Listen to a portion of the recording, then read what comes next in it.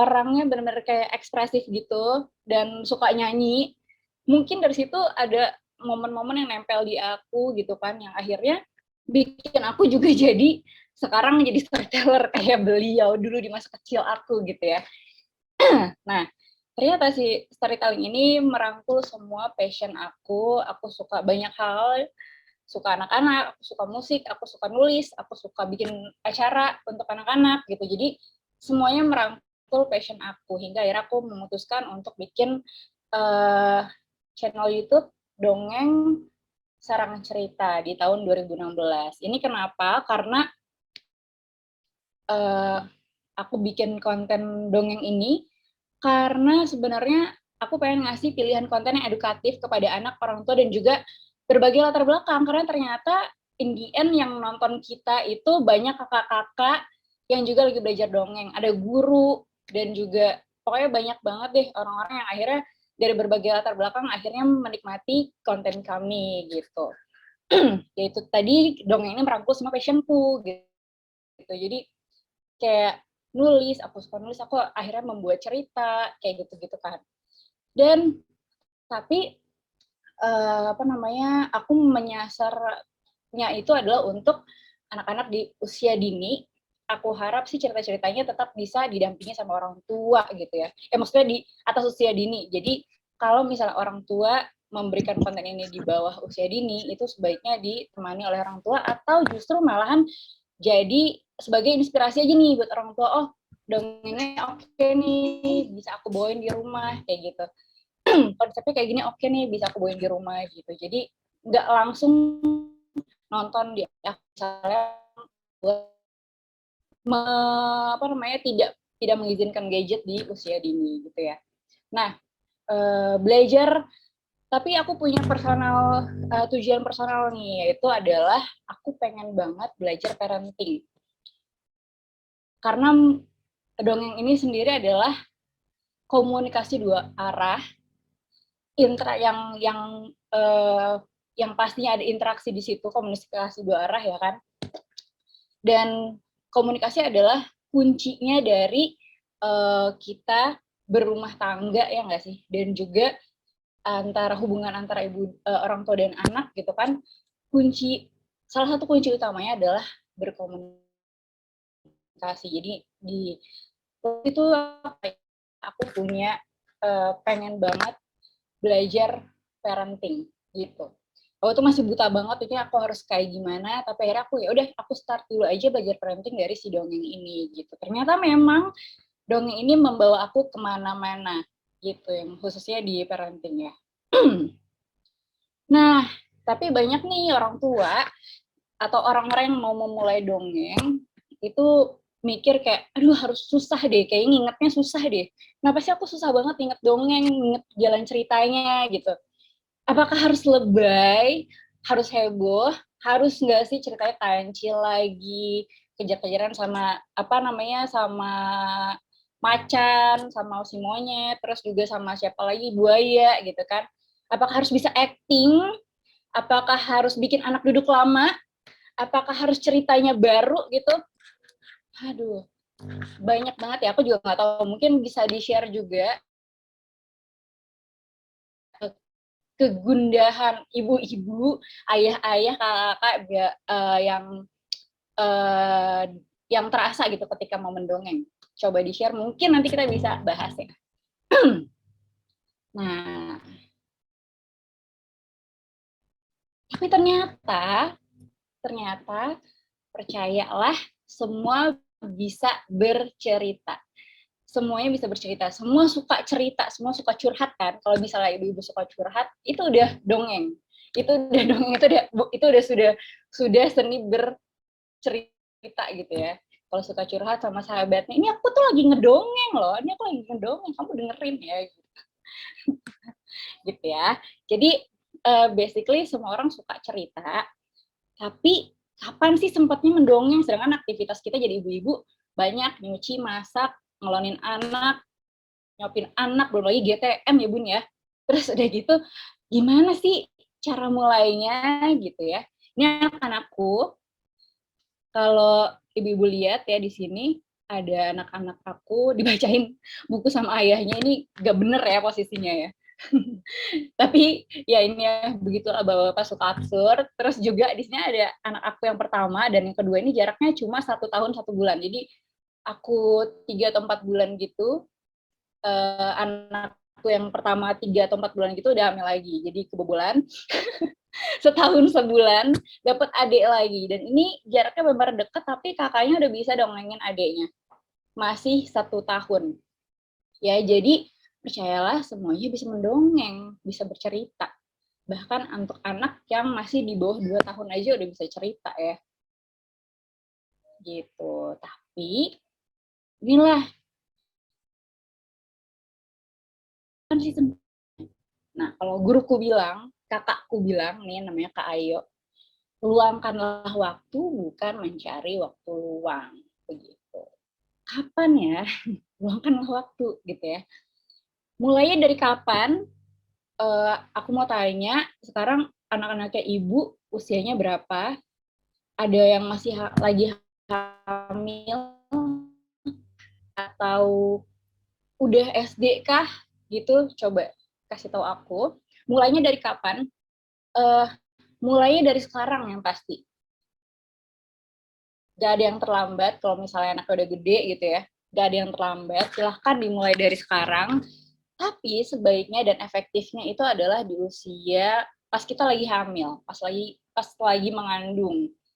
Di trimester kedua, 20 week itu kalau nggak salah trimester kedua ya.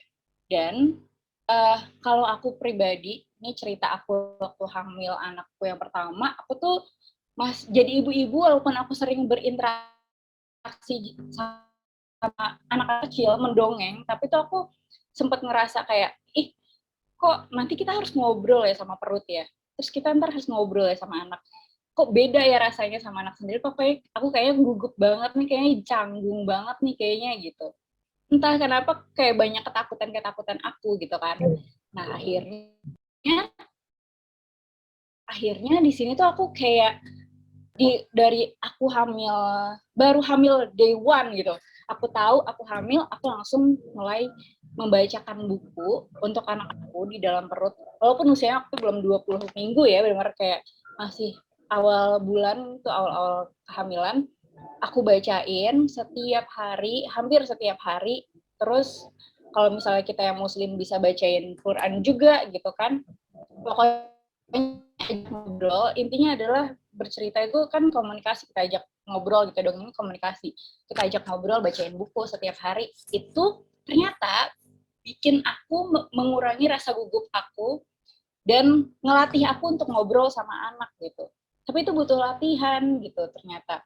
Jadi si gugupnya nih hilang lama-lama. Lama-lama aku jadi biasa nih ngobrol sama si perut. Lama-lama aku jadi biasa ngobrol sama bayi.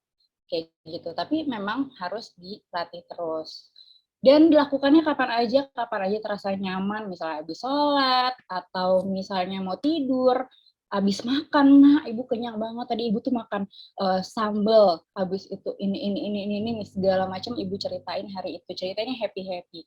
Kalau misalnya sedih pun, kalau misalnya mau cerita boleh, ibu sedih, maaf ya nak, gitu sambil elus perutnya kayak gitu, temenin ibu ya nak, makasih udah temenin ibu ya, kayak gitu. Nah, mulainya dari mana? Mulainya dari read aloud. Mungkin ibu-ibu juga udah biasa ya ini dengan aktivitas read aloud ini, dan itu ada ilmunya sendiri juga gitu kan. Tapi sebenarnya kita tuh butuh deket secara fisik sama anak-anak. Jadi luangkan waktu untuk memeluk mereka, terus ajak ngobrol, ajak cerita, karena yang anak-anak cari sebenarnya bukan ekspresi heboh ibunya, tapi ketika si anak itu dipeluk sama ibunya, diajak ngobrol, diajak cerita. Dan ini ya, aku dulu waktu anakku masih kecil, masih baru lahir 2 bulanan gitu, aku bacain buku Clara Eng. Ini sebenarnya novel anak-anak gitu. Ini sebenarnya novel anak-anak, tapi aku bacain untuk anakku yang masih bayi.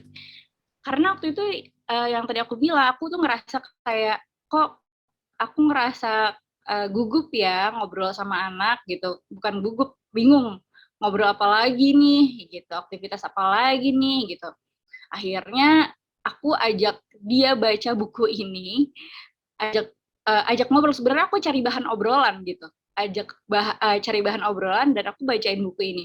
Dan amaze-nya adalah dia ngerespon banget gitu, bahkan berlembar-lembar buku dia ngerespon gitu, antusias dengan ngelihat, yang pasti dia nggak akan ngerti kita lagi cerita apa, tapi dia ngelihat mimik kita, nada suara kita gitu, sentuhannya kita. Jadi sebenarnya yang dibutuhkan sama si anaknya adalah itu gitu, kedekatan kita sama dia gitu. Jadi itulah yang aku bangun di awal sama mereka. Tapi buku ini seiring berjalan waktu tidak aku bacain lagi karena dia udah gede, dan nanti aku jelasin kenapa tidak aku bacain lagi. Oke, ini apa ya? Ada garis ini aku yang bikin atau? Oke.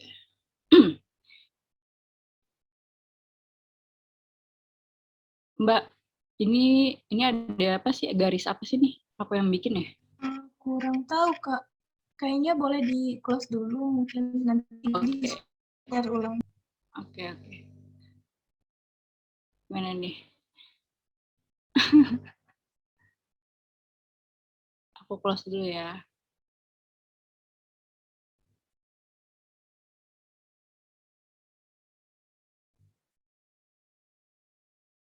Coba di-share ibu-ibu yang tadi aku tanya. Ada yang udah balas nggak sih di komen? Sambil aku cari. Nah, untuk ayah bunda boleh dong di-share tadi Kak Eca-nya yang sudah di apa?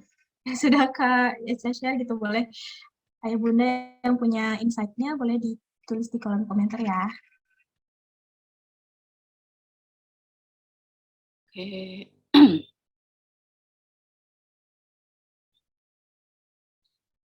Oke, ini dia. Udah ya?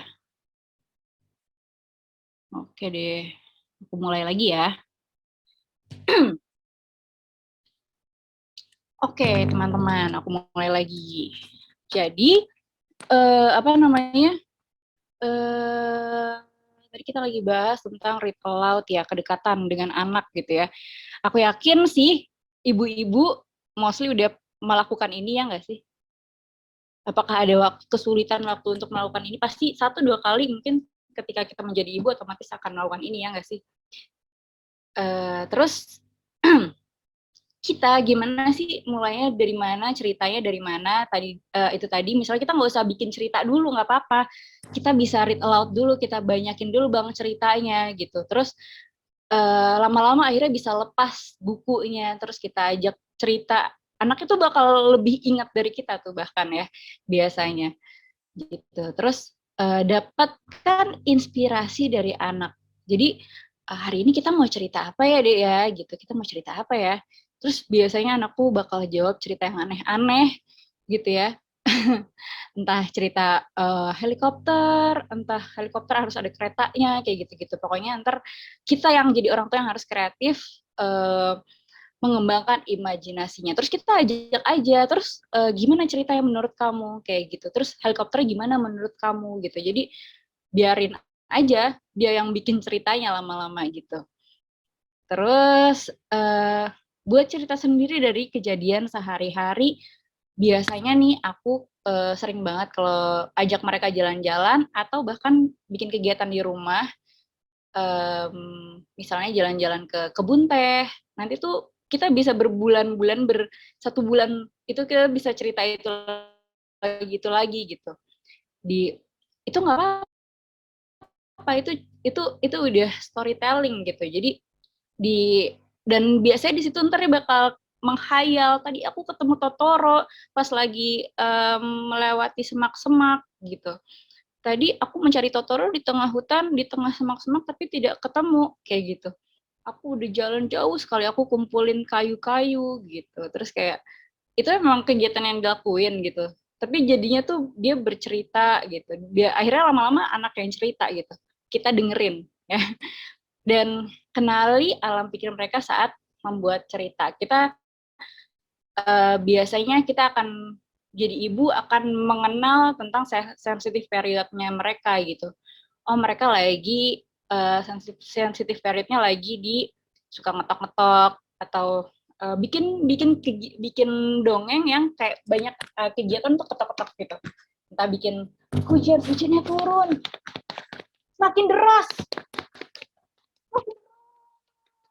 Jadi kayak bikin gerakan-gerakan yang sesuai dengan sensitive period ya. Nggak harus ceritanya harus misalnya di sensitive period, mungkin dia lagi pengen mengenalkan toilet training gitu kan, nggak harus yang berat-berat dulu, mulai dari hal-hal yang sederhana tentang hujannya turun, ketok-ketok meja, semakin deras, anginnya berhembus, kayak gitu. Jadi kayak kenali sensitive periodnya anak lagi di mana, kayak gitu. Biasanya kita bakal jadi ibu tuh biasanya instingnya bakal kuat, bakal kita ngeliat sendiri, kita sering observasi anak, pasti kita bakal tahu sendiri nih. Plus kita juga memang harus baca, kita harus baca dan kalau bisa punya aplikasi-aplikasi yang kita lihat nih, oh usia segini bagusnya ajak kegiatannya kayak gini. Nah, di situ kita bisa selipkan cerita-cerita kayak gitu.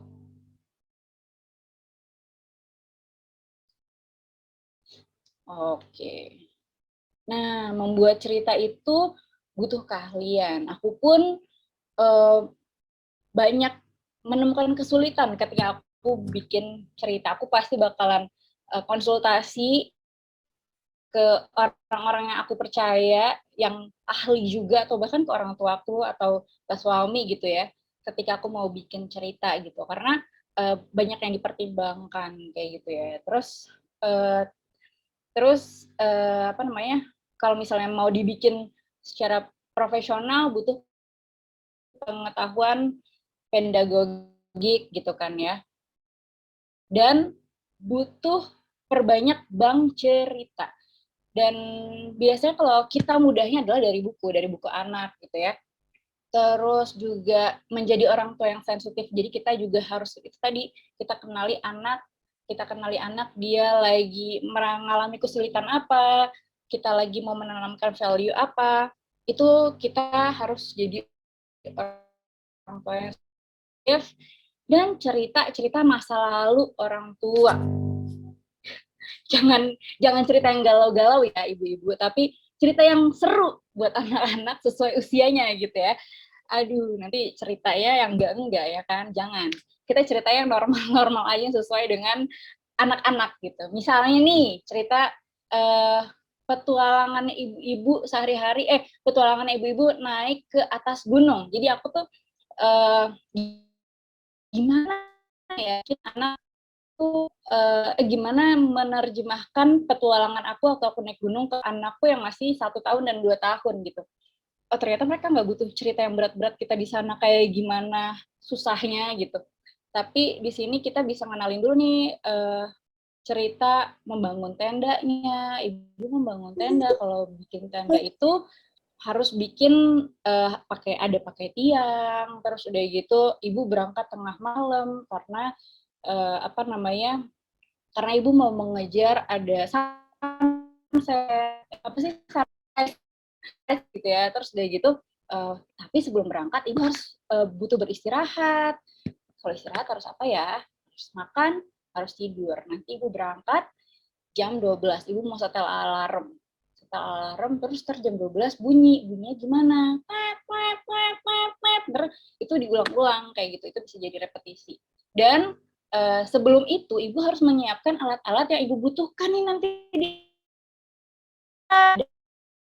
ya, ada supaya tidak kena debu dan tidak kedinginan, wajahnya pakai apa? Bawa masker, bawa makanan gitu. Nah, nanti pas kita perjalanan naik ke atas, kita ceritain dia tuh kayak rintangan-rintangan yang kita harus hadapin, dan kita harus ngeluarin apa ya? Inget Dora kan? di tasnya ada macem-macem kan, terus udah gitu di sana, wah gelap ternyata, kita butuh apa ya yang bisa menerangi jalan kita gitu. Ntar si anaknya akan mikir sendiri, kita butuh helm, center gitu. Terus kayak gitu-gitu. Ntar itu di sana, ibu kedinginan, ibu butuh apa ya supaya ibu tidak dingin lagi di atas gitu.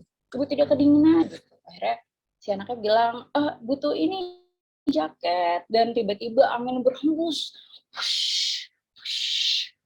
Ini bener-bener menegangkan banget buat anakku ceritanya, sampai dia benar-benar ketakutan, sampai dia tutup gitu. Aku juga kaget, ternyata beneran. Aku juga kaget kenapa dia sampai kayak itu. Aku tidak berniat bikin dia takut, tapi ternyata dia sampai tutup mata gitu. Ketika aku bilang, ini berhembus kencang banget, ibu sampai terdorong angin gitu. Kayak si anaknya tuh benar-benar sampai kaget dan takut gitu. Dan disitulah kita harus tanya juga sama anak perasaannya kayak gimana ya. Terus kalau mau bikin cerita, mau bikin buat secara profesional, bikin dongeng, kita juga butuh tadi perbanyak banget cerita. Salah satunya adalah lewat nonton acara anak-anak. Nah, si Blues Plus ini yang baru berulang tahun ya, kalau nggak salah ya nggak sih? Jadi Blues Plus ini adalah salah satu inspirasinya aku waktu aku bikin si sarangan cerita gitu. Dari konsep dia ngomong, berinteraksi di kamera, karena beda banget kan kita interaksi langsung sama anak, karena dongeng kan interaksi dua arah nih gitu. Tapi gimana caranya kita bisa tetap ngobrol sama anak, sama audiens gitu kan. Ini benar-benar aku belajar banget dari si Blues Clues ini, terus sama background. Oh ternyata seru ya pakai apa sih namanya, green screen. Terus juga aku belajar dulu, aku sempat punya kesempatan untuk ikut suami merantau ke Jepang, dan di sana ternyata acara anak-anak itu lucu-lucu banget. Karena aku nggak ngerti acara yang lain, jadi aku nontonnya acara anak-anak gitu. Karena kan dia mengutamakan gesture, nyanyi-nyanyi gitu kan. Acara yang lain aku nggak ngerti, jadi aku nontonnya acara anak-anak gitu. Nah di situ benar-benar gesture-nya orang luar itu benar aneh-aneh dan imajinatif banget gitu. Di situ aku belajar, oh ternyata jadi gajah tuh gini aja ya, atau kayak gitu. Oh jadi bangau tuh begini, oh jadi ini begini gitu. Jadi disitulah aku belajar mengamati, tiru, dan akhirnya aku modifikasi dengan stylenya aku sendiri gitu. Digabung-gabungin mana nih idenya, mana yang nggak oke, mana yang oke yang bisa dimasukin ke dalam karakter aku di dongeng kayak gitu. Jadi kita benar-benar harus riset terus ya. Manfaat dongeng. Manfaat dongeng ya. Oh ya, ibu-ibu juga kalau misalnya mendongeng bisa kasih hashtag ayah ibu bercerita. Ini hashtag yang aku galakan sih. Oke. Nah, ini dia. Manfaatnya kita semua pasti tahu, banyak pastinya positif ya. Positif, mengembangkan kemampuan berbahasa, anak jadi mengenal banyak kosakata dan cara berbahasa. Nah, ini tuh aku sampai ditanya sama saudara aku, Cak, kok Ale ngomongnya ide banget ya, baku gitu. Ngomongnya kocak kayak baku banget gitu, nggak ada yang karena apa ya, pokoknya dia ngomongnya baku gitu ya, bahasa buku banget gitu. Karena mungkin ya aku kebiasaan gitu, walaupun aku sebenarnya nyablak banget nih ngomongnya, tapi ketika aku sama anak tuh kayak otomatis switch aja gitu, untuk ngomongnya tuh bahasanya bahasa anak-anak, bahasa yang baku, nggak sengaja baku sih. Bu, lihat itu monyetnya bergelantungan gitu, bukan kayak gitu loh Ali ngomongnya, bukan Bu lihat deh Bu monyetnya gelantungan Bu, nggak gitu. Jadi kayak ngomongnya tuh baku gitu. Aku juga nggak sadar ketika si sepupuku ngomong kayak gitu. Oh iya ya, aku akhirnya nyadar gitu. Oh dia ngomongnya agak buku banget nih ya, bahasa bahasa buku gitu ya. Nah, mengasah empati, mengenalkan ragam emosi dan ekspresi yang tadi membangun ikatan emosional. Nah, di sini tuh aku pernah, aku termasuk ibu-ibu yang sempat LDR, balik lagi, LDR, balik lagi gitu ya. Nah, ini ngaruh banget nih sama anak-anak, attachment-nya sama ayahnya gitu kan. Mereka deket banget, tapi waktu waktu itu pernah nih 2 bulan LDR sama ayahnya gitu. Nah itu tuh ternyata bikin mereka jadi renggang ikatannya. Anaknya tuh nggak main sih main gitu biasa, tapi ketika mau tidur anaknya nggak mau, ayahnya diusir dari kasur, nggak boleh bareng-bareng gitu. Jadi bener-bener nggak boleh pegang aku, harus sama apa namanya, harus minggat deh dari kasur gitu kan. Nah gimana ya, itu abis LDR tuh, akhirnya gimana ya caranya supaya ngebalikin mereka lagi gitu. Akhirnya ya udah diceritain aja. Biasanya kan tadinya aku yang ngelonin dua-duanya nih anak-anak ya sampai encok ya. Terus akhirnya lama-lama ya udah coba deh ceritain gitu. Ya udah akhirnya cerita cuma 1-2 hari aja, di hari ketiga anak-anak udah mau lagi dirangkul ayahnya kalau mau tidur, mau lagi diklonin sama ayahnya. Akhirnya aku keenakan gitu kan, ya klonin gitu. Karena selama ini tidurnya pas lagi ayahnya pergi gitu, maunya sama aku terus udah berbulan-bulan. Ternyata diceritain aja ya, anak jadi langsung mau lagi karena si Ali ini benar-benar antusias banget. Cerita bisa kita sampai kering tenggorokan ya. Aku batuk sampai 2 minggu karena nggak kelar-kelar. Soalnya disuruh cerita mulu. Capek tenggorokan yang nggak ada istirahat gitu kan. Akhirnya disitulah ayahnya masuk untuk nyeritain anak-anak gitu. Jadi ayah-ayah juga harus ya, Bu, cerita. Ada nggak sih yang suami-suaminya nggak mau ceritain anaknya gitu, atau capek, atau aduh agak canggung gitu untuk cerita sama anak-anaknya. Nah, apa namanya, meningkatkan konsentrasi.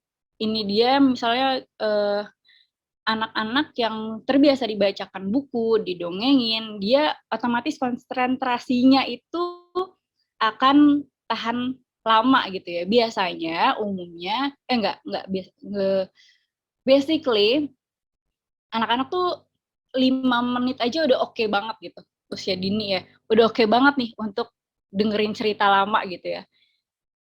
Tapi ketika kita bercerita untuk mereka, maka konsentrasinya juga mereka akan bisa tahan lama untuk mendengarkan cerita berapapun lamanya gitu. Dan apa namanya, makanya ini juga nanti aku akan kasih tahu ketika aku bikin dongeng di video pun juga aku juga ada pakem untuk berapa menitnya gitu. Nah, mengasah kemampuan untuk mendengarkan itu dia. Jadi anakku tuh benar-benar bisa ber berronde-ronde untuk dengerin cerita gitu. Setiap mau tidur atau lagi main, siapa dengerin cerita, dia langsung pada aku langsung naik kasur sendiri, langsung mau cerita gitu ya. Dan yang pastinya tadi untuk menanamkan value dan afirmasi ketika kita ingin melatih sesuatu. Ini aku kebantu banget nih sama buku Toilet Training-nya dari Sakina. Aku pakai untuk dongengin anak-anak dan juga menjaga aurat ya, itu udah sepaket ya kalau nggak salah. Nah itu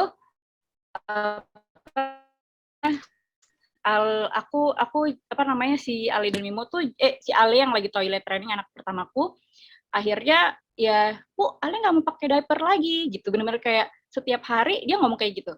Ale nggak mau pakai diaper lagi. Dia nyebutnya Pangeran Ale di buku itu, jadi Pangeran Kamila diganti ya, mohon maaf. Diganti jadi Pangeran Ale kayak gitu. Yang satu lagi bukunya yang aurat itu Pangeran Mimo dia bilangnya gitu. Jadi kita bisa mengenalkan sesuatu lewat cerita. Oke, ternyata juga nggak hanya untuk anak-anak, tapi ada manfaatnya juga nih untuk orang tua. Kita jadi bisa belajar memahami sudut pandang anak gitu kan. Kenapa sih dia nggak mau makan? Kenapa sih dia kok cuma sebentar doang sih dengerin ceritanya? Karena ternyata memang usia segitu, 5 menit aja udah alhamdulillah mau dengerin lama-lama gitu ya. Mau dengerin cerita gitu ya.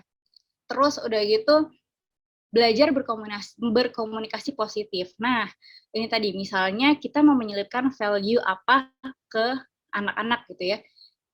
Di sini aku pernah juga bacain buku-buku yang tidak sesuai dengan value aku. Misalnya ibunya marah-marah, tuh kan ibu kan udah kasih tahu, jadinya jatuh kan gitu. Sementara aku pengennya menanamkan tentang disiplin positif. positif disiplin. Jadi ketika si anaknya jatuh, di sini aku bisa ganti kalimatnya jadi are you okay? Kamu baik-baik aja? Sakit? Di sebelah mana yang sakit? Sedih nggak? Validasi dulu emosinya, terus baru nanti diceritain lagi. Kalau terus ibu akhirnya masih tahu kalau nanti kalau main mobil-mobilan tidak dinaikin ya, tapi kamu bisa dorong-dorong aja mainannya kayak gitu. Jadi kita pas lagi cerita, kita bisa masukin value si positive discipline ini gitu. Di buku, kita baca bukunya yang nggak sesuai value kita nggak apa-apa, tapi kita bisa ubah ceritanya, kita bisa ubah sesuai dengan apa yang kita lagi pengen masukin bukunya. Kadang satu cerita aja, satu buku aja bisa kita belok-belokin jadi beberapa sudut pandang kayak gitu. Dan ya pastinya kita jadi membangun kedekatan lahir dan batin dengan anak. Tadi yang kayak suamiku sering banget kita LDR-an, pas balik lagi ya udah senjatanya adalah anak-anak diceritain gitu. Terus menambah pengetahuan, iya bener banget. Buat aku yang tadinya enggak suka-suka baca amat gitu ya, bacanya pas perlu-perlu aja gitu, pas lagi baca buku anak, tuh jadinya nambah pengetahuan baru. Oh ternyata dalam Islam itu pipisnya laki-laki itu harus jongkok juga ya gitu sebaiknya gitu. Karena selama ini kan kita taunya berdiri gitu. Oh gitu ya. Terus tentang outer space, tentang makanan, tentang macam-macam deh, akhirnya kita tuh jadi nambah ilmu juga gitu kan ketika kita bacain buku cerita anak loh gitu. Dan kita jadi melatih mendengarkan pendapat anak. Ketika anak lagi mengeluarkan pendapatnya pas lagi di tengah cerita dia ke sana ke sini nggak bikinnya jadi kita ceritanya jadi kemana-mana, nggak apa-apa didengerin aja, nggak perlu dipotong, tapi didengerin sampai dia selesai ngomong. Tadi Maya Hati jadi aku lagi cerita tentang Malahayati, seorang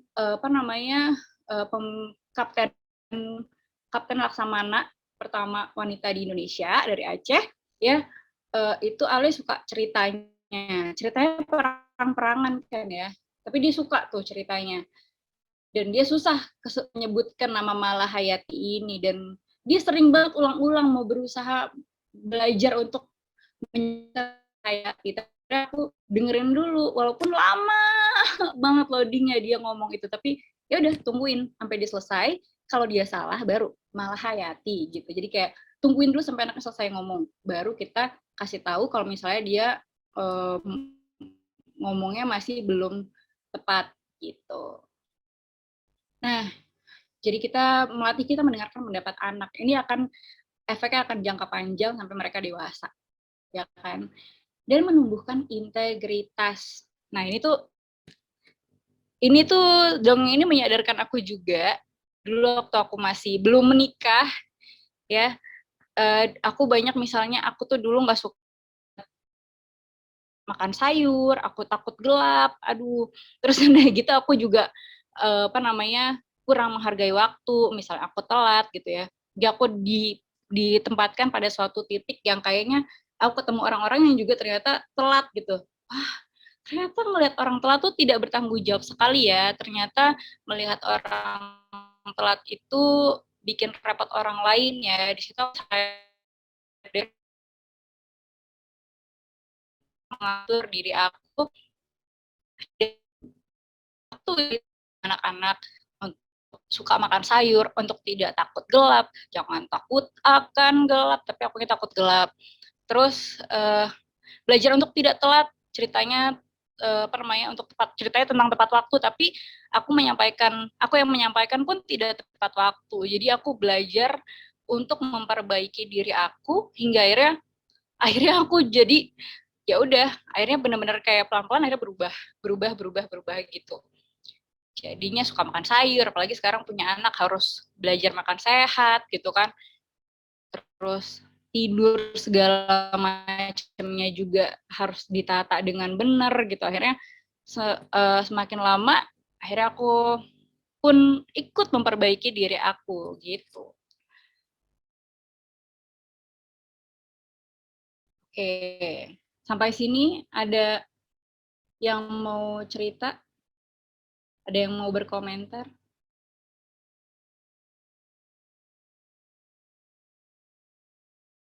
Oke, aku lagi baca komennya dulu ya.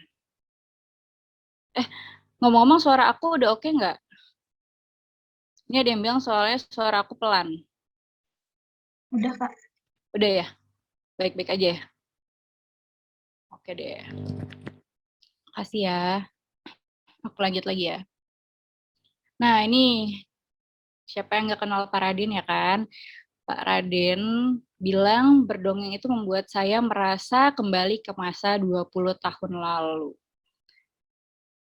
Nah, ini benar banget. Ketika aku dongeng itu ternyata, eh, maksud aku ketika aku inget masa aku kecil didongengin sama ayahku, terus juga jadi tahu nih masa kecilnya ayahku kayak apa. Ayahku tuh hidupnya kayak Laskar Pelangi gitu kali ya di bayangan aku gitu ya. Eh, Perjuangannya dan lingkungannya kayak gitu seru-serunya. Jadi itu tuh menumbuhkan jiwa petualang juga di aku gitu. Memori-memori konyol-konyolnya juga nempel banget sampai sekarang sama aku gitu. Nah, selain memori-memori baiknya, ternyata memori-memori yang diceritakan oleh ayahku yang buruk-buruk, nggak buruk, kayak apa ya, kurang tepatnya pun juga nempel di aku. Apakah itu, tadi aku bilang kalau aku ini penakut ya, ternyata setelah aku eh, telah diriku gitu ya, wah kayaknya nih aku tuh dulu sering banget nih ayahku cerita tentang cerita-cerita horor. Tapi memang cerita ke horor zaman dulu emang horor banget ya. Dan itu tuh nempel banget di aku parah gitu. Yang bikin aku jadinya penakut gitu loh. Jadi kalau misalnya emang pengen bikin anaknya jadi berani, mungkin diceritain cerita-cerita yang bikin dia berani gitu ya. Nah, ini kita harus filter juga nih cerita apa yang mau kita kasih ke anak-anak.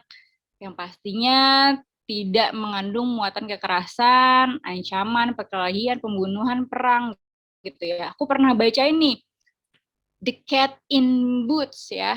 Ada yang tahu cerita ini? Ini tuh ceritanya si kucingnya itu menolong tuannya. eh dia dia si tuannya ini dibikin kaya deh sama si kucing ini, tapi kucing ini nipu raja terus. Nipu raja, akhirnya ada cerita deh kanibalismenya juga di belakang gitu. Yang tapi diselipkan dengan itu raksasa gitu-gitu deh ya. Jadi ini serem banget sebenarnya buat anak kecil. Gak sangat-sangat tidak direkomendasikan untuk dibacakan untuk mereka. Plus juga kayak tiga babi kecil, lucu banget ya. Tapi ternyata di situ cerita tentang si apa namanya babinya, babinya itu nipu-nipu si itu juga si siapa serigala, terus serigala kejar-kejar mau dimakan. Aduh, nggak deh, serem banget. Jadi kita bisa bacain, tapi anakku tuh karena nemu buku ini ya di rumah neneknya gitu ya. Dia minta bacain, ya udah aku bacain. Tapi ya udah di rebuild lagi ceritanya, kayak gitu. Yang cerita tentang apa lagi? Sangkuriang, terus lagi ada Timun Mas yang dikejar-kejar raksasa mau dikawinin, mau dimakan, yang horor-horor kayak ceritanya ayahku ya, ceritanya beneran horor banget sih, itu parah. Sampai sekarang aku jadi takut sih kalau dengar ceritanya itu, aku nggak mau lagi gitu. Tapi itu dulu sering banget ceritain gitu, dan itu aku butuh healing banget tuh untuk menghilangkan apa namanya memori horor itu gitu. Ternyata benar-benar bisa nempel banget. Bayangin aja, aku sampai sekarang masih inget dan masih kerasa efeknya gimana anak-anak kita gitu ya. Dan hindari untuk menggurui, jadi ajang menyindir anak tuh, nak. Makanya sikat gigi biar nggak ada kumannya, nggak sakit gigi kan kamu, gitu. Nih sikat gigi nih, kayak gini nih, gitu. Sini aja nih stoknya sikat gigi, kamu nggak mau sikat gigi, gitu. Jadi anak tuh tertekan ya, bukannya jadi happy gitu diceritain. Jadi dongeng ini yang aku percaya adalah bercerita, berkomunikasi tanpa menggurui gitu. Oke. Dan apa sih yang harus kita lakukan? Yaitu dia selektif, bangun kembali ceritanya nggak apa-apa. Yang menjadi ramah anak. Ini ada siapa nih namanya Timun Mas ya. Ini Timun Mas, ada Buto Ijo, ada Mbok Sirni. Cerita yang aku pernah baca itu, cerita yang pernah aku baca tentang Timun Mas yang sudah di rebuild itu adalah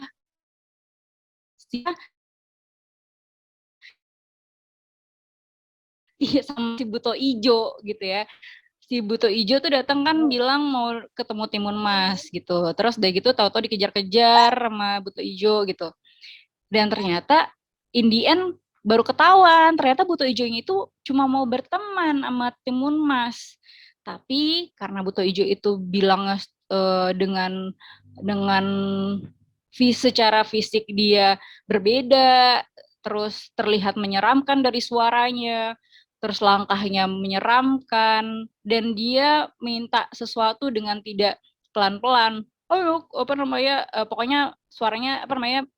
Tidak meminta dengan cara yang baik. Akhirnya Timun Mas Bosir takut duluan gitu, lari-lari dia tuh dikejar sama si siapa nih? Buto Ijo gitu. Tapi ternyata Buto Ijonya itu mau teman sama Timun Mas. Timun Mas bilang, mungkin kamu butuh pelan dan mungkin kamu butuh lebih banyak tersenyum. Hah? Caranya tersenyum bagaimana? Ternyata Buto Ijo nggak tahu caranya tersenyum. Dia emang nggak tahu karena dia hidupnya di goa, di gunung gitu kan. Dia sendirian hidupnya, dia pengen punya temen gitu. Akhirnya di sini Timun Mas ngajarin Buto Ijo untuk tersenyum. Sejak kenal Timun Mas, akhirnya Buto Ijo ini deh jadi bisa tersenyum. Nah di situ kita bisa ajak anak-anak, gimana sih caranya tersenyum si Buto Ijonya gitu ya. Diajarin sama Timun Mas, gitu kan si Buto Ijonya latihan senyum nih, latihan senyum gimana caranya. Si Timun Mas dengan sabar mengajari si Buto Ijo. Akhirnya Buto Ijo bisa tersenyum, punya teman banyak kayak gitu. Jadi hilang deh tuh cerita Timun Mas dimakan sama Buto Ijo atau dikawinin sama Buto Ijo gitu ya. Gitu. Nah, sesuaikan dengan value keluarga. Itu tadi yang bilang kayak, tuh kan kamu jatuh kan gitu. Eh, Kayaknya jangan naik-naik, ibu udah bilangin kan gitu. Itu ada bukunya kayak gitu. Jadi coba kayak gitu. Niatkan untuk bersenang-senang, bukan untuk ajang sindir menyindir anak, ya kan kayak ibu-ibu di WA, jangan gitu. Ya udah diniatkan untuk apa namanya benar-benar aku pengen senang sama anak-anak, lakukan dengan jujur dan sepenuh hati, bacain bukunya jangan gitu kan, jadinya anak juga kenapa nih ibu gue gitu.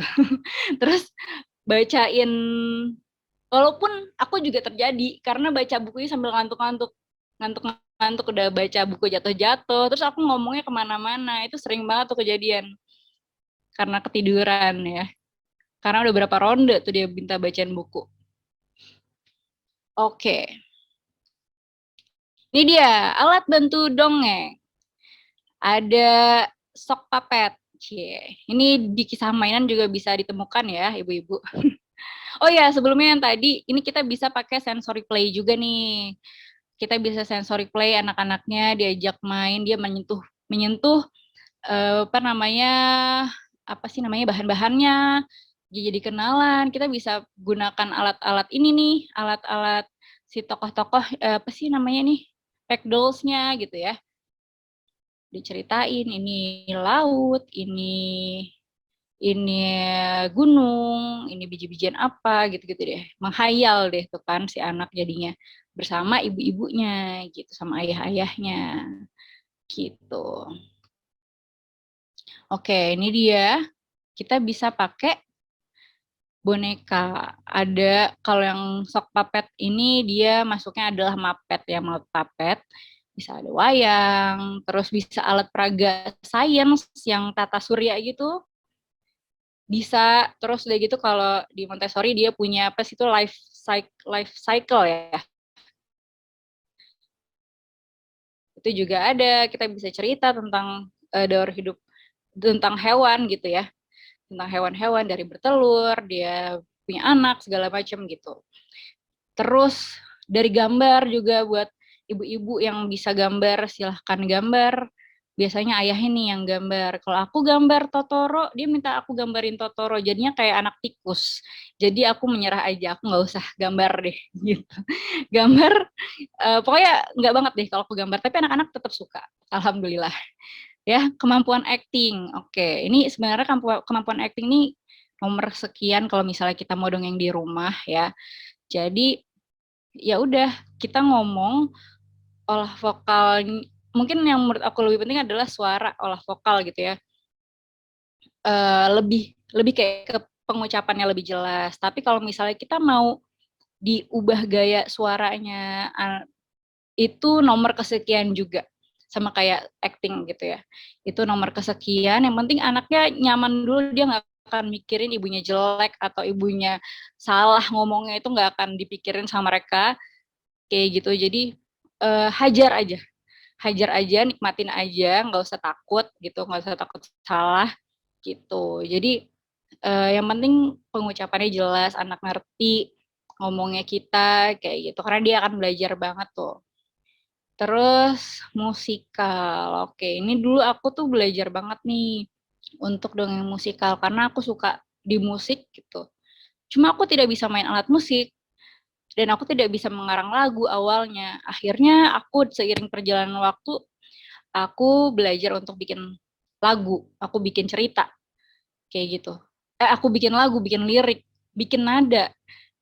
Aku tadi cuma bisa na doang sebentar, beberapa detik gitu ya. Aku langsung kirim nih ke suami aku. Ya, ini aku nemu nada. Nah, nada aku masih beletot-beletot, sama dia yang benerin gitu. Alhamdulillahnya aku punya partner suami yang bisa mendukung aku nih di hal ini gitu. Jadi suami aku yang bikin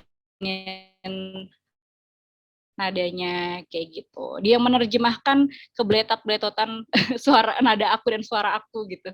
Akhirnya berhasil, suami aku yang bikin. Aku pun akhirnya bagian bikin liriknya gitu. Terus suami aku yang bikin lagunya kayak gitu. Gunakan properti sederhana di rumah. Bisa pakai sendok, garpu, sutil, tudung saji. Ibu-ibu pasti punya semua kan. Punya ember gitu. Gimanain dongengnya pakai ember? Pakai gini. Coba kita lihat ya. Oh, ini aku sendiri yang bikin ya coret-coretannya. Nah, ini dia. Ini adalah PM Toh. Ada yang kenal nggak sama PM Toh? Atau ingat nggak kejadian dulu kita tsunami di Aceh? Beliau itu sering muncul di TV. Terus sambil berdendang, dia biasanya ciri khasnya berdendang. Dong dega dong dega dong dang, dong dega dong dega dong gitu. Itu seru banget, parah. Aku suka banget sama PM Toh ini. Ini adalah salah satu pendongeng favorit aku di Indonesia. Ya, dan beliau ini menggunakan alat rumah tangga. Lihat deh, ini dia pakai ember, terus dia pakai topi caping, ya, sama plastik. Jadi deh gunung. Ini dia suka cerita tentang kejadian alam kayak gitu. Ini bawa pakai sapu lah, jadi sama ember, jadi perahu, bawa-bawa kerdus. Pokoknya kalau beliau datang untuk mendongeng, udah langsung suasananya kayak lagi di toko kelontong. Semuanya keluar ya, itu yang alat-alat dapur gitu. Seru banget, parah. Yang belum pernah nonton harus cari di YouTube atau enggak langsung nonton. Itu bener-bener kerennya, keren banget, parah. Gitu. Nanti aku akan kasih tunjuk ya, ini videonya beliau. Nah, kita juga bisa cari inspirasi nih ternyata dari dongeng-dongeng di luar negeri. Salah satunya adalah di Jepang. Ya, di Jepang nih ada namanya Storigami. Bercerita menggunakan origami. Mungkin ibu-ibu yang berprofesi sebagai guru, ya, guru di TK mungkin ini udah biasa nih dilakukan ya, origami udah lebih akrab ya. Ada lagi menggunakan tali, cuma aku dulu belajar tapi aku ingatannya agak kurang, kok agak susah ya di tangan aku gitu. bisa bikin nyamuk, bisa bikin kelinci gitu-gitu pakai tali. Tapi aku menyerah. Kayaknya aku nggak di situ deh. Aku coba belajar yang lain aja gitu ya. Sekarang aku mau belajar main ukulele supaya aku tidak bergantung dengan orang lain gitu ketika aku harus mendongeng musikal. Lalu ada Kamishibai. Ada yang tahu Kamishibai? Ini bercerita menggunakan gambar khas Jepang. Jadi dulu di zaman perang ya, ini tuh mereka mengalami krisis yang akhirnya banyak orang beralih profesi jadi tukang permen. Jualan permen keliling pakai sepeda dan supaya menarik anak-anak, orang-orang di Jepang ini bikin teater ini apa namanya storytelling menggunakan gambar dan konon katanya ini adalah awal mula dari anime apa sih yang bener apa anime ya gitu. Jadi ini Kamishibai ini bisa banget nih buat kakak-kakak, ibu-ibu yang suka menggambar. Ini seru banget, coba dicari tahu tentang Kamishibai ini. Ini keren banget sih parah. Dan yang aku suka adalah Rakugo. Rakugo ini seni bercerita komedi untuk dewasa khas Jepang karena basically aku sendiri menggunakan dongeng yang aku nggak bawa alat apapun, aku bawa diri aja. Ya udah ini aku cerita gitu tanpa bawa alat bantu apapun gitu. Aku punya ekspresi, aku punya suara, ya udah aku cerita gitu. Nah, si Rakugo ini dia pakai apa namanya? Dia pakai baju Jepang, terus udah gitu dia kimono ya, terus udah gitu dongengnya ya udah pakai alat bantunya sumpit dan juga ada sarung sapu tangannya khas Jepang gitu namanya aku lupa. Dan dua alat ini yang sumpit apa ini ya? Ada sapu tangan, satu lagi ada kipas, kipas khas Jepang gitu.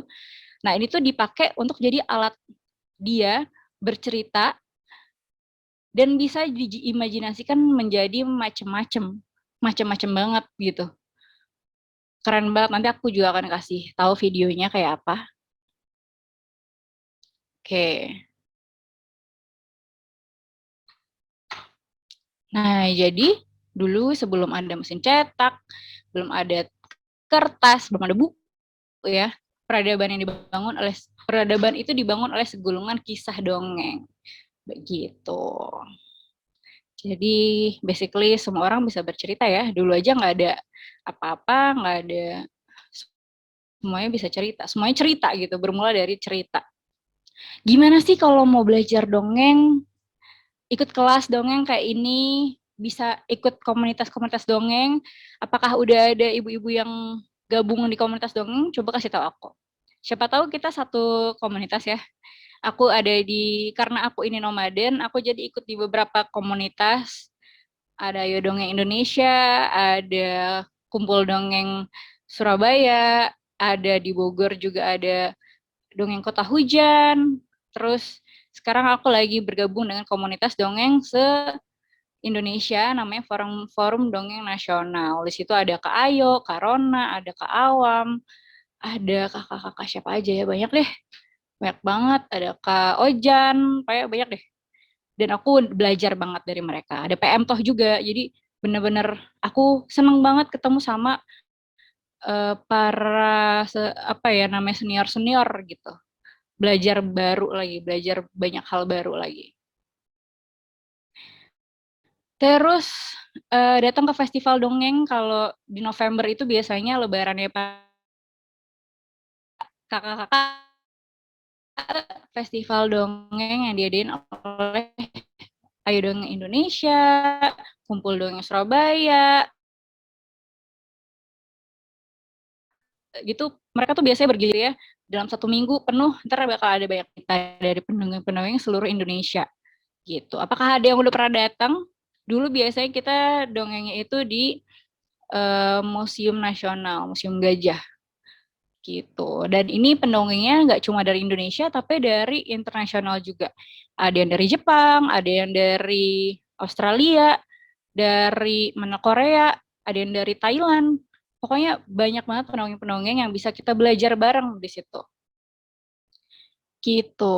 Jadilah, apalagi ya, banyak-banyak referensi, kita bisa belajar dari apapun, dari lingkungan kita, jadi makanya kita harus banget jadi orang yang sensitif terhadap lingkungan kita, yang pastinya ini bukan hal yang mudah, dan harus terus diasah.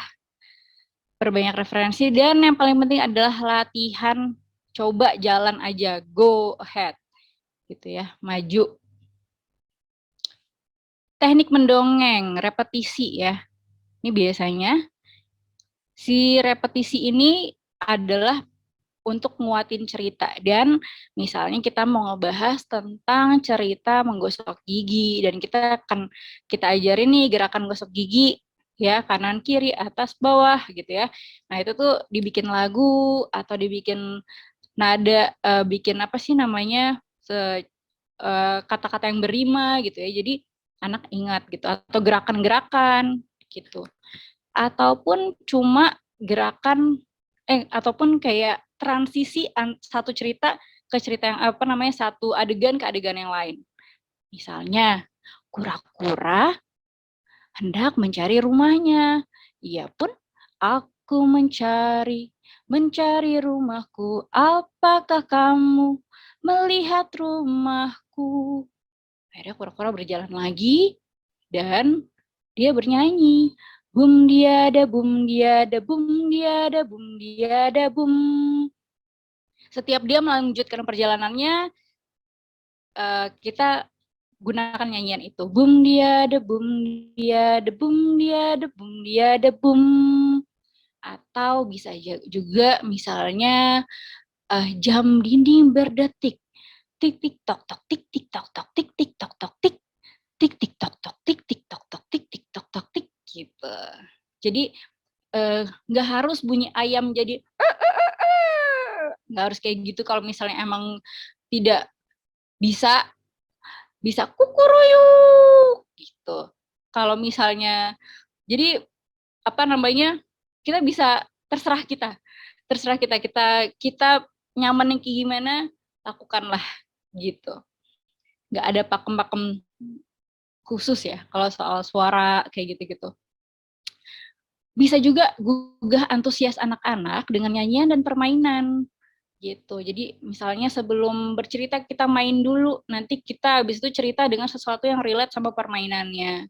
Atau kita nyanyi aja, nyanyi yang relate juga, naik kereta api tutut, habis itu masuk ke ceritanya. Kayak gitu. Intonasi, ekspresi, gesture penting banget juga menurut aku. Ekspresi ya juga. Tapi kalau misalnya kita bicara lembut dengan satu suara tanpa berubah-ubah pun juga nggak apa-apa gitu. Tapi kalau misalnya kita bisa melakukan itu value lebih. Tapi kalau tidak bisa ya nggak apa-apa. Jaga interaksi, perhatikan reaksi anak. Kalau misalnya terlihat sudah tidak nyaman, kita bisa tanya mau lanjut lagi nggak ceritanya. Kalau dia jawab nggak mau, ya udah selesaikan aja. Oke, nanti kita lanjut lagi sebelum tidur ceritanya ya gitu. Dan jaga kontak mata, terutama pas kita lagi bikin repetisi itu, ajak dia untuk bergabung, bercerita gitu, boleh banget gitu. Misalnya, Ale, coba ketok pintunya. Tapi ketok, tok, tok, tok, tok, dia yang ketok, terus bunyi pintunya. Gitu kan, bunyi. Nanti biasanya dia ikutan tuh untuk suaranya dia bakal bunyi juga, bakal ngomongin juga, bakal ikutan gitu ya. Gitu. Dan itu selama kita berinteraksi, kita jaga kontak mata sama anak kayak gitu.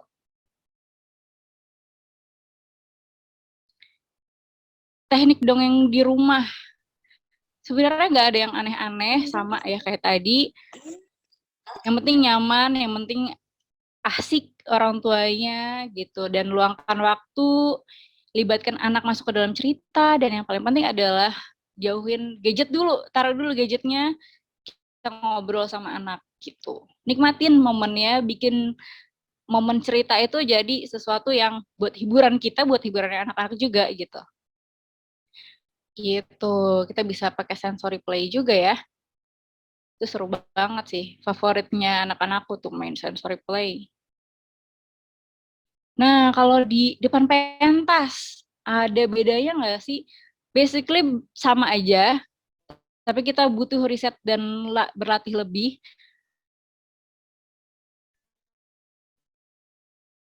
Kita juga butuh lihat audiensnya, audiens tuli. Yang sedangkan aku adalah pendongeng musikal gitu. Jadi aku harus bagaimana aku ya udah aku cut si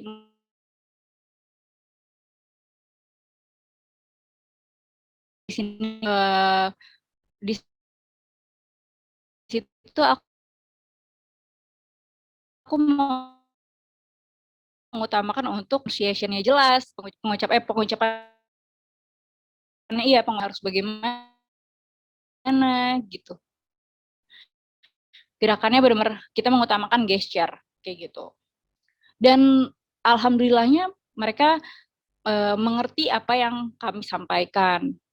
Terus juga kita pernah terus kita juga harus riset nih tepuk tangan kayak gimana, tepuk tangannya Tuli mereka kayak gini ya gitu. Jadi kita juga mereka akan merasa diapresiasi sama kita. Terus kita juga harus cek nih konten ceritanya isinya sensitif enggak untuk teman-teman yang berkebutuhan khusus atau komunitas tertentu gitu. Kita butuh riset juga. Dulu kami pernah dongeng sama orang-orang di Jepang, kita pernah dongeng di sana dan gimana ya mereka culture-nya kayak gimana kayak gitu.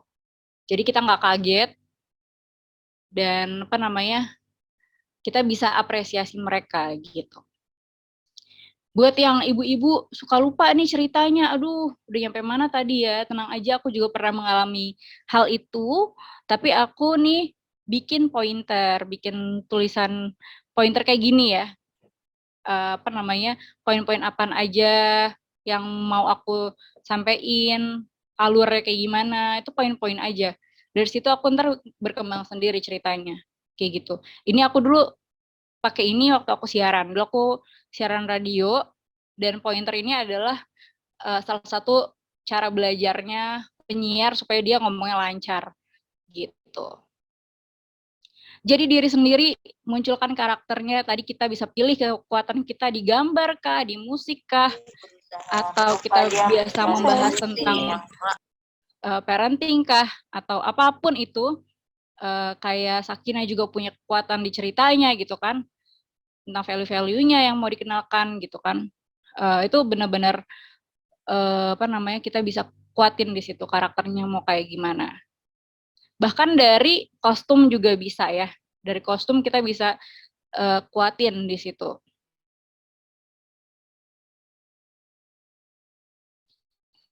Gitu. Dan libatkan audiens, baju-baju yang gelap. Basicnya aku sukanya warna-warna gelap. Hitam basic, pokoknya basic-basic yang gelap gitu. Tapi ketika aku jadi pendongeng, aku harus switch itu semua untuk kalau lagi manggung ya aku harus pakai warna-warna cerah. Tapi gimana caranya aku bisa tetap memunculkan karakter aku kayak gini nih, aku pakai baju hitam tapi aku kombinasiin sama warna pink atau warna biru muda gitu. Jadi kayak atau coklat sama warna krem yang lembut kayak gitu. Jadinya kita juga mesti pikirin warna-warna yang cocok sama anak-anak. Jangan kita muncul dengan warna-warna yang heboh, warna-warna yang serem, terus juga banyak banyak motif gitu ya. Terutama kalau di kamera. Agak kurang bagus aja gitu di kamera ya. Terus sebelum yang paling penting adalah yakin. Karena vibrasi positif itu akan menular. Jadi ya udah, yakin sama ceritanya, yakin sama diri sendiri. Kalau salah nggak apa-apa, hajar. Karena aku juga pernah salah banget, aku lupa ceritanya kayak apa dan kita pernah skip ceritanya. Gitu. Ya udah, lanjut aja gitu. Nggak ada yang tahu satupun kalau kita lagi salah gitu. Kita yang tahu ceritanya. Dongeng di depan layar ya. Siapin alat maksimal H-1 kayak gini. Aku udah dari jam 1 udah on di sini nih. Karena kalau misal ngomongin soal alat gini kan, apalagi live itu benar-benar kayak kita nggak tahu banget apa yang akan terjadi gitu kan. Harus make sure semuanya baik-baik aja. Semoga ini udah ikhtiarnya membuahkan hasil ya. Semoga ini bisa nyampe dengan baik ya. pesannya dengan suara yang oke gitu ya. Terus cahaya yang baik, latar yang tidak ramai kalau untuk kita lagi dongeng supaya anak-anak fokusnya sama kita.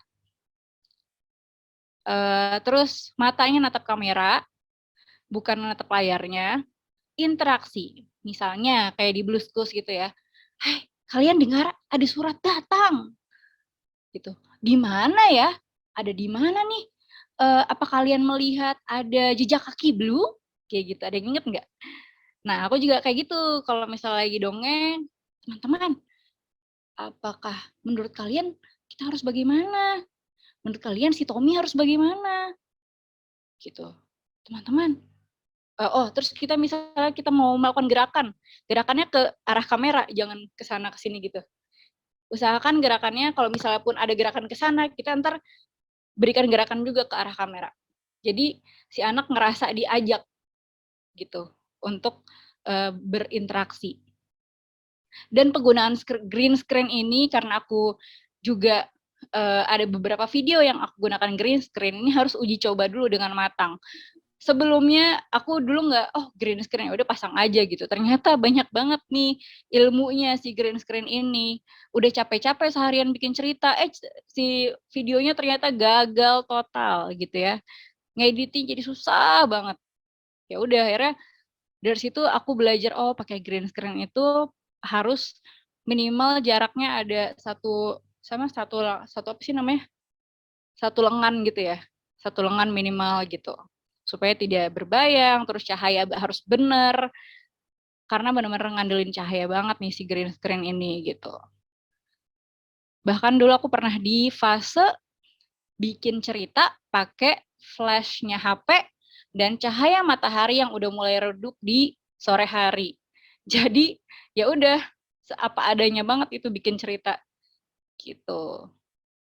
Tapi itulah dia ketika kita terbatas, akhirnya alhamdulillah malah kita bisa menghasilkan sesuatu ya.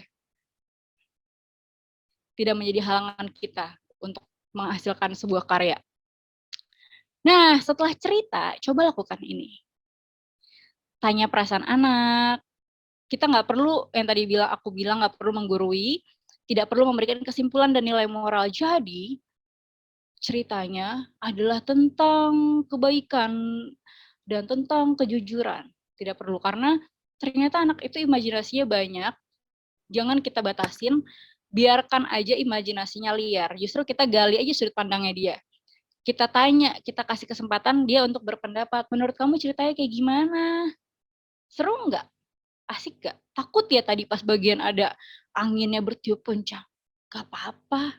Gak apa-apa kan tadi ibu sama teman-teman sudah berpegangan erat-erat supaya tidak tertiup angin. Jadi tidak apa-apa. Gitu. Jadi kita gali terus sudut pandangnya, kembangkan imajinasinya dia. Ale jadi tahu banget nih tentang bunga Edelweiss, itu bunga yang abadi lah segala macem gitu ya. Dan akhirnya dia nyanyi Edelweiss, Edelweiss gitu. Supaya jadi dia nambah pengetahuan, arahkan juga kehidupan sehari-hari dan jangan lupa untuk berikan apresiasi. Makasih ya nak, udah dengerin cerita ibu. Makasih ya, suka nggak ceritanya? Gitu. Makasih udah dengerin ibu ya. Nanti makasih udah menyimak dengan baik. Nanti kita cerita lagi ya, gitu. Kamu paling suka cerita yang mana? Nah, ini dia nih. If you want your children intelligent, read them fairy tales. If you want them more intelligent, read them more fairy tales. Wah, jadi mesti banyak-banyak cerita ya. Gitu. Oke, kayaknya segitu aja dulu ceritanya. Ini aku mau ngenalin sedikit sih sarana cerita. Apa yang kami lakukan. Ini waktu kami mendongeng di Yuasa Toy Museum di Jepang. Ini kami mendongeng dalam bahasa Inggris dan diterjemahkan oleh Hirahata Sensei di pojok kiri atas. Terus udah gitu ini anak-anaknya yang datang, yang kebanyakan yang datang justru orang-orang tua. Ini aku foto sama pengurus museum ya. Jadi musim ini sepi tadinya, rame cuma weekend doang, tapi gitu. Dan mereka tuh punya kebiasaan orang Jepang tuh bener-bener kayak nggak menyela di tengah cerita mereka tepuk tangan. Mereka akan nunggu sampai selesai ceritanya, baru mereka tepuk tangan dan berdiri, standing applause. Kayak mereka nonton film di bioskop pun, mereka nggak akan langsung pergi karena mereka akan apresiasi filmnya sampai filmnya selesai sampai kreditnya. Kalau kita kredit datang kita langsung pergi ya kan. Kalau mereka enggak, mereka habis itu langsung nunggu sampai benar-benar lampunya nyala, sampai layarnya mati gitu. Benar-benar aku ngerasa mereka apresiatif banget. Ini social activities kita. Ini juga ada pelatihan mendongeng, membuat boneka, pelatihan untuk guru-guru PAUD, untuk anak-anak, dan live performance. Gitu. Ini juga akan beda nih dongeng dengan anak-anak yang sedikit dan juga banyak. Dan aku basically sukanya sebenarnya sama audiens yang kecil, bukan audiens besar. Tapi nggak apa-apa, karena beda nih perlakuannya. Nah, ini kami di YouTube juga membuat dongeng, bikin cerita. Silahkan yang belum subscribe, di-subscribe channelnya. Terus juga, oh iya, aku biasanya cerita dari buku-buku ya. Oke, ini dia. Silahkan follow Sarang Cerita, Kisah Mainan. Dan hari ini aku akan bagikan hadiah untuk 2 orang. Nggak tahu nih, aku serahkan ke adminnya aja ya. Gitu. Terima kasih sekali sudah mendengarkan cerita aku hari ini yang panjang banget ya. Semoga nggak bosen dengerin ceritanya.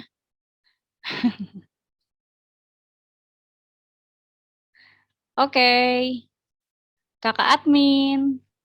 Baik, terima kasih Kak Eca atas ilmunya. Jadi kita dan ayah bunda juga jadi tahu ya gimana teknik mendongeng yang asyik gitu. Jangan lupa kontak mata, diperhatikan juga ekspresinya gitu. Jadi si anak tuh jadi makin betah gitu ya sama kita. Nah, bila ayah bunda ada pertanyaan, boleh mau dibuka langsung mute-nya atau langsung ditulis di kolom chat juga boleh. Tadi Mina ada pertanyaan dari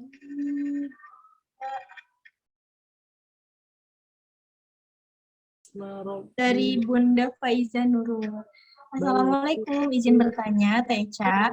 Kalau kita ingin berkisah tentang sirah Nabi, apakah bisa dengan metode mendongeng? Apakah berbeda antara berkisah dan mendongeng?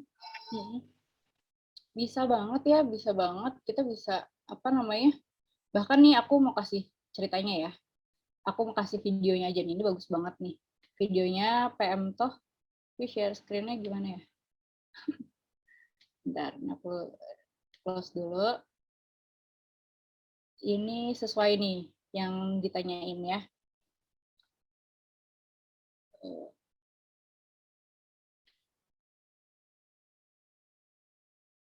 Sebentar.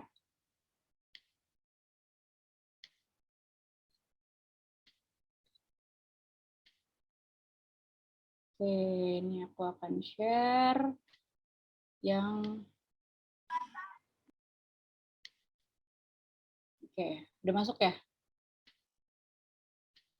Sudah masuk, Kak. Oke, mungkin ini bisa menjawab ya. Semoga ya. Kita mulai cerita kita pada suatu pagi yang indah.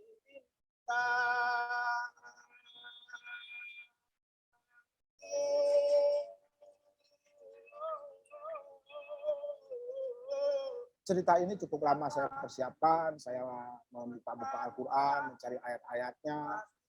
Jadi hampir setahun juga kalau saya bolak-balik Al-Quran untuk merekonstruksi urut-urutan kejadiannya. Ngomong-ngomong hidangan dari langit, ada seperti yang ketinggalan. Kemudian kata Tuhan lagi, maka pada suatu ketika kami gulung langit seperti ini. Nah, Inilah kali pertama benda-benda semesta alam mulai berputar, mulai berotasi.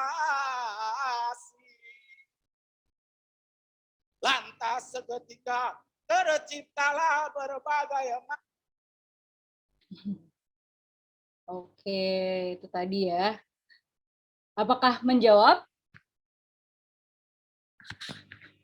Apakah sudah terjawab dari video itu?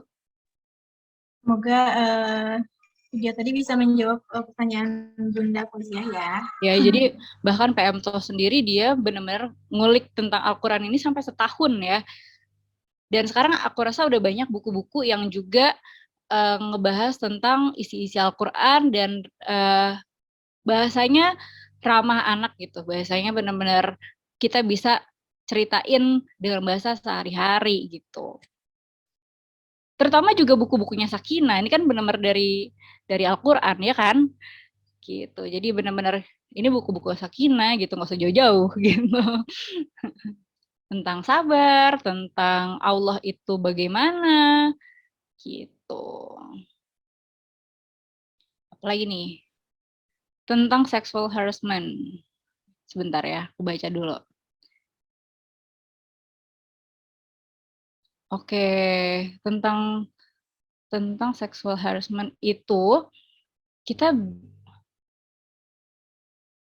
ini teknik bercerita kepada anak sesuai tingkat umurnya, apakah adakah perbedaannya? Oke. This is my second language. Wait. Kalau iya, beda tentunya mungkin dari gesture-nya, dari sama anak SMP mungkin kita nggak bisa cerita yang ada harimau atau gimana gitu ya. Ceritanya pun beda, ceritanya pun apa namanya, oh tadi aku ngebahas tentang anakku dicerita tentang Malahayati yang tentang perang gitu. Tapi itu ceritanya aku rebuild. Jadi si Belanda ini, kapal Belanda itu datang untuk minta makanan, tapi mintanya tidak baik-baik. Mintanya itu apa namanya? Aku minta dengan kasar gitu. Nah di sini Malahayati kita bahasa ngajarin nih, Malahayati bilang kayak aku tidak suka, aku marah gitu. Aku mau kalau kamu meminta dengan cara yang baik kayak gitu. Jadi sexual harassment juga bisa banget nih kita masukin. Aku pernah denger ya, aku lupa juga siapa yang bikin lagunya. Kalau misalnya ibu-ibu follow Retno Hening, di situ ada sentuhan, ada lagu ya, sentuhan tidak boleh gitu. Aku lupa lagunya apa, nanti coba aku cari dulu ya gitu. Jadi di situ kita bisa ceritain lagunya, kita bisa ceritain kayak ininya Sakinah, bukunya Sakinah kan tentang aurat, mana yang tidak boleh disentuh oleh orang lain. Di sini Ale udah ngerti banget nih. Ale, kalau ada orang lain mau sentuh Ale bagian pantatnya, bagian penisnya boleh gak? Tidak boleh. Dia langsung tangannya kayak gitu. Tidak boleh. Kayak gitu. Itu kan udah apa namanya? Belajar tentang sexual harassment ya. Gitu. Terus Ale harus apa? Harus lari yang kenceng gitu. Terus mungkin kita bisa kasih lagu itu. Sentuhan tidak boleh, sentuhan tidak boleh. Lalalala, aku nggak tahu lagunya, lupa. Coba silakan dicari ya. Kayak gitu. Ini aku juga concern banget sih sama si sexual harassment ini. Gitu ya. Jadi aku suka sekali bukunya Sakinah. Sangat-sangat memudahkan aku untuk menyampaikan pesan-pesan yang berat-berat kayak gini, ya kan, tentang sabar. Apa sih itu sabar gitu, apa sih itu ikhlas, ya kan, gitu, untuk anak yang masih umur 1-2 tahun loh, gitu. Dan yang pasti ini harus diulang-ulang terus, nggak mungkin anaknya tiba-tiba masih 2 tahun udah langsung ngerti ini dipegang nggak boleh, tapi dia setidaknya cerita, gitu, dia cerita, ibu tadi misalnya Bibi pegang penis Ale, nggak apa-apa, Bibi boleh, gitu. Bibi boleh pegang penis Ale, boleh. Bibi kan lagi cabokin Ale. Bibi, tapi kalau orang lain aku sebutin misalnya di luar ini siapa, itu tidak boleh pegang ya, kayak gitu. Kayak gitu, dan itu karena membaca buku. karena bacain cerita. Gitu. Apalagi nih? Ini dia. Gimana nadanya? Coba Ibu Arifiatul Hasanah dinyanyiin lagunya. Oh, ini ada lagunya ya. Makasih. Terima kasih. Apalagi? Ini Kak ada dari Pak Mumut. Katanya, Assalamualaikum, bagaimana menjelaskan tentang pengaruh lingkungan, misalnya rokok dan lain-lain, soalnya di sekitarku lingkungannya kurang baik. Ya. Kita juga nggak bisa ya mengontrol yang di luar kemampuan kita. Ya, jadi mungkin ya itu dia yang dikuatkan anaknya kita ceritain tentang rokok. Aku juga lupa ya ada atau enggak. Tapi misalnya kita buka bareng-bareng cerita, misalnya buka YouTube bareng-bareng, buka Wikipedia bareng-bareng, itu boleh banget. Terus kita ceritain, misalnya ibu mau ceritain tentang itu, boleh. Kenapa sih rokok nggak boleh? Kenapa sih? Terus bagaimana kalau apa yang harus kita lakukan ketika kita bertemu orang yang merokok? Apakah kita harus marah-marah ke orang itu? Kan enggak gitu. Kita bisa bilang baik-baik atau kita menghindar aja. Kayak gitu. Jadi benar-benar ngomong-ngomong udah maghrib ya? Udah maghrib belum sih? Udah mau waktunya maghrib, Kak. Oke, iya kayak gitu ya. Jadi benar-benar kayak gitu. Kita bisa, aku nggak tahu bukunya, mungkin ibu-ibu ada yang tahu bukunya apa? Silakan di-share ya. Baik, Kak, paling satu pertanyaan lagi, bagaimana? Boleh. Nah, ini dari Bunda Fatma, katanya tentang yang reboot cerita yang di remake kembali, misalnya kan tentang dongeng Timun Suri yang tadi, kemudian ketika si anaknya sudah masuk sekolah, terus dia menemukan versi asli dongeng Timun Suri tersebut, gimana ya Kak menjelaskannya? Oke, nggak apa-apa. Bilang apa ya? Kita jelaskan aja ceritanya seperti versi itu ketika dia sudah cukup waktunya. Nggak apa, kita kenalin ketika dia udah waktunya udah. Dia umur berapa tadi? Mana ya ceritanya? Bunda Fatma, untuk anaknya umur berapa Bunda? Ketika dia nemuin lagi bukunya.